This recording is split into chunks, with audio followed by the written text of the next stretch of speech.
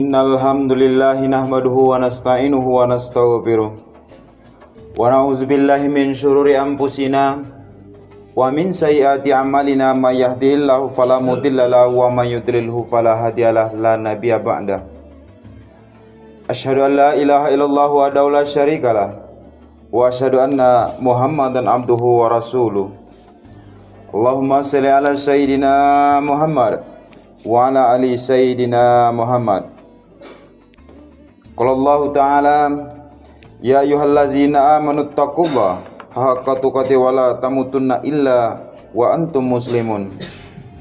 Wa qala, ya ayyuhan nasu taqu rabbakumul ladzi khalaqakum min nafsin wahidatin wa khalaqa minha zawjaha wa bassa minhuma rijalan katsira wa nisaa wattaqullaha allazi tasaalu nabihi wal arham innallaha kana 'alaikum raqiba. Ya ayyuhallazina amanu taqullaha wa qulu qawlan sadida yuslih lakum a'malakum wa yaghfir lakum dzunubakum wa may yuti'illah wa rasulahu faqad fawzan 'azima. Pertama-tama dan tentunya yang paling utama, marilah kita selalu mengucapkan rasa puji serta syukur kita kepada Allah Subhanahu wa taala.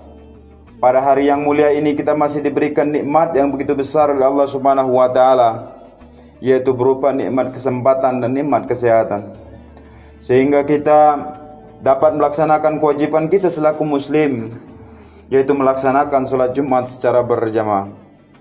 Yang kedua kalinya, salawat serta salam selalu kita curahkan kepada junjungan kita Nabi besar Muhammad sallallahu alaihi wasallam.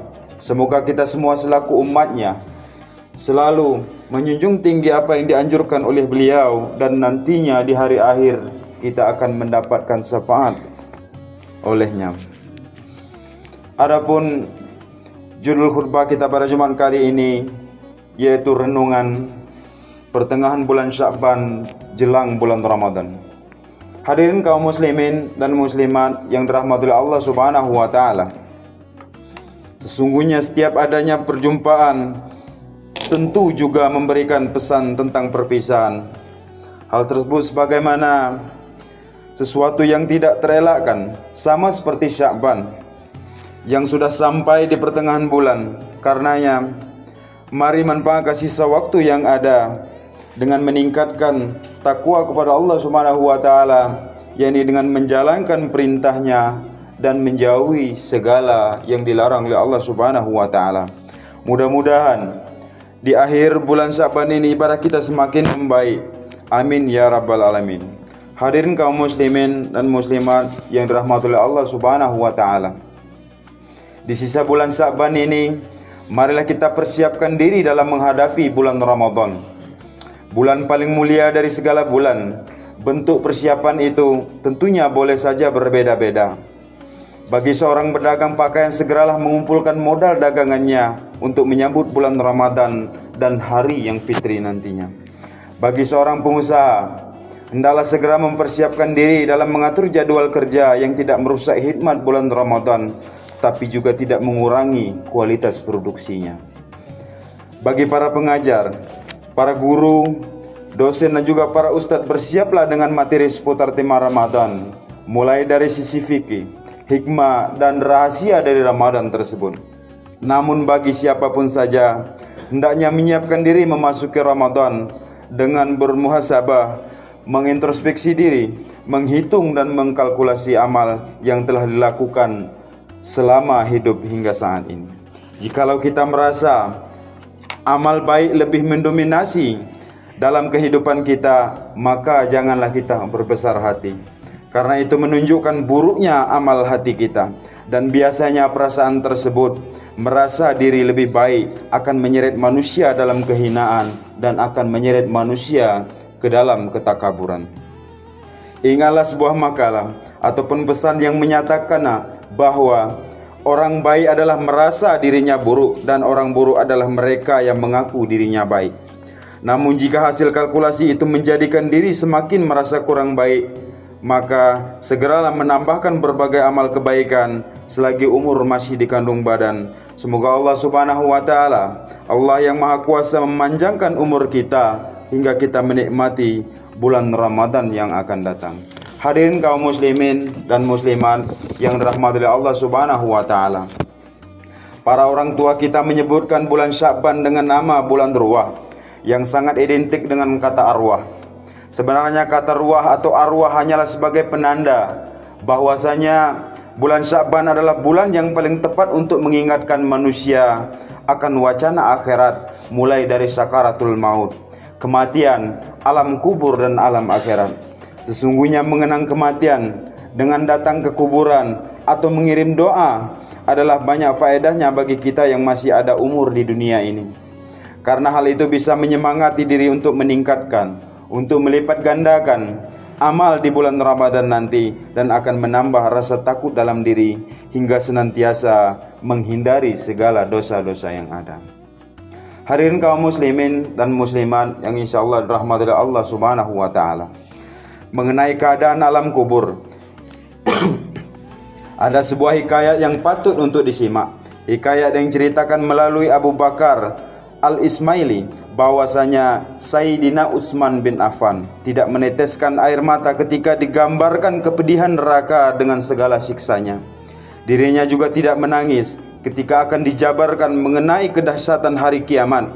Demikian juga tetap kuat ketika mendengarkan gambaran tentang kehidupan di akhirat. Akan tetapi ia menangis ketika diterangkan tentang kehidupan di alam kubur. Kenapa bisa demikian? Sayyidina Utsman pun menjawab, "Jika saya berada di dalam neraka, saya masih bersama-sama manusia. Jika saya di hari kiamat nanti, saya juga masih bersama-sama dengan manusia lainnya. Tapi jika saya berada di alam kubur, maka saya sendirian, tidak ada teman yang menemani. Sedangkan kunci kuburan itu ada malaikat Israfil yang hanya akan membukanya ketika kiamat telah tiba." Demikianlah Sayyidina Utsman gentar dan kehidupan di dalam kubur, karena sesungguhnya kuburan itu adalah salah satu lubang dari lubang neraka atau tempat yang menyengsarakan bagi mereka yang hidupnya penuh dengan dosa-dosa, dan menjadi bagian dari taman surga bagi mereka yang beramal soleh. Demikian Nabi Muhammad SAW bersabda yang berbunyi, qala Rasulullah SAW, "Innamal kubra raudatan min riyadil jannah au khafratan min khufrin nar." Maka kuburan adalah serambi dari akhirat atau miniatur akhirat yang penuh dengan pembalasan amal. Dengan demikian, jika amal kita di dunia ini baik, maka kuburan akan menjadi surga yang bersahabat. Tetapi jika amal kita di dunia penuh dengan kemaksiatan, maka kuburan akan menjadi neraka dan akan menjadi musuh yang sangat jahat. Hal itu sebagaimana Rasulullah SAW pernah berkata, bersumber dari Abi Sa'id Al-Khudri radhiyallahu an, bahwasanya Rasulullah SAW pernah masuk ke musholanya. Di situ bertemu dengan orang-orang yang sedang tertawa. Kemudian Rasulullah SAW berkata kepada mereka, "Andaikan kalian mau mengingat kematian, tentu saja akan menyibukkanmu tentang kedahsyatan apa yang pernah aku lihat. Maka perbanyaklah mengingat kematian, karena setiap hari kuburan berkata, aku adalah rumah pengasingan, aku adalah rumah kesendirian, aku adalah rumah tanah, aku adalah rumah cacing. Maka jikalau yang dikebumikan adalah orang mukmin, kuburan akan menyambutnya, marhaban ahlan wa sahlan. Engkau adalah salah satu orang yang kucintai dari sekian orang yang berjalan di atas punggungku. Sekarang engkau telah berada di dalam kekuasaanku, maka engkau akan tahu bagaimana caraku memperlakukanmu." Kemudian kuburan akan memperluas rongganya untuk mayat seolah-olah panjang dan luas panjang penglihatannya, dan juga akan dibukakan pintu surga baginya. Dan apabila yang dikemungkinan adalah orang kafir atau orang yang durhaka, maka kuburan itu akan menyambutnya, la marhaban wala ahlan wala sahlan. Engkau adalah salah satu orang yang aku benci dari sekian orang yang berjalan di atas punggungku. Sekarang engkau berada di bawah kekuasaanku. Sekarang kau akan tahu sendiri apa yang akan aku lakukan kepadamu. Maka kuburan pun menghimpitnya, sehingga tulang-tulang rusuknya akan patah berlawanan. Kemudian riwayat mengatakan, lalu Rasulullah sallallahu alaihi wasallam berisyarat dengan memasukkan jari-jari tangan ke dalam jari-jari tangan yang lain. Dan kemudian Rasulullah sallallahu alaihi wasallam pun melanjutkan perkataannya. Kemudian Allah Subhanahu wa taala mengirimkan ke dalam kubur itu 70 naga yang andaikan salah satu naga itu mengembus bumi, niscaya bumi tidak akan menumbuhkan tumbuhan selamanya. 70 naga tersebut lalu mengais-ngais dan mencakar-cakarnya sehingga kuburan tersebut menjadi kosong sampai besok di hari hisab.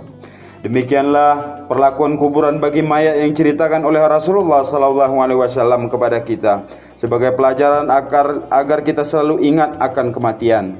Karena dengan demikian akan menjadikan kita bersemangat dalam menjalankan ibadah dan menjalankan amal-amal soleh. Hadirin kaum muslimin dan muslimat yang dirahmati oleh Allah Subhanahu wa taala. Lalu bagaimana jika ternyata memang amal-amal buruk kita terlalu banyak? Maka bertobatlah kepada Allah Subhanahu wa taala. Sesungguhnya Allah menyukai orang-orang yang bertobat. Innallaha yuhibbut tawwabina wa yuhibbul mutatahhirin. Demikianlah khutbah Jumat singkat kita pada Jumat kali ini. Semoga dalam sisa bulan Sa'ban ini kita dapat manfaatkan sebagai media muhasabah yang nantinya kita gunakan sebagai bahan pertimbangan untuk menindaklanjuti kehidupan kita di bulan Ramadan. Allahumma barik lana fi Rajaba wa Sya'bana wa ballighna Ramadana. Barakallahu li wa lakum fil Qur'anil azim wa nafa'ni wa iyyakum bima bihi minal ayati wa zikril hakim wa taqabbala minni wa minkum tilawatahu innahu huwas samiul alim.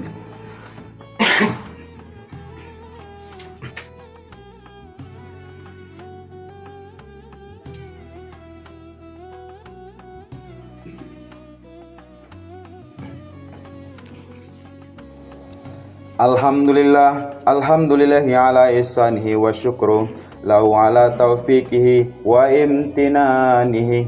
Asyhadu an la ilaha illallah wahdahu la syarika lahu wa asyhadu anna Muhammadan abduhu wa rasuluh. Allahumma shalli ala sayyidina Muhammad wa ala ali sayyidina Muhammad.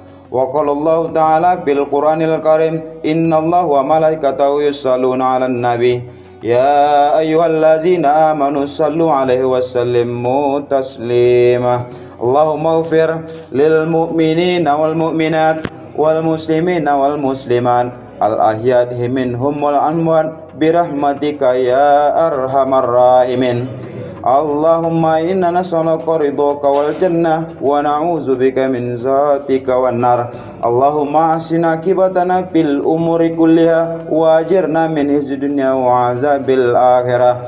Rabbana zalamna anfusana wa illam taghfir lana wa tarhamna lanakunanna minal khasirin.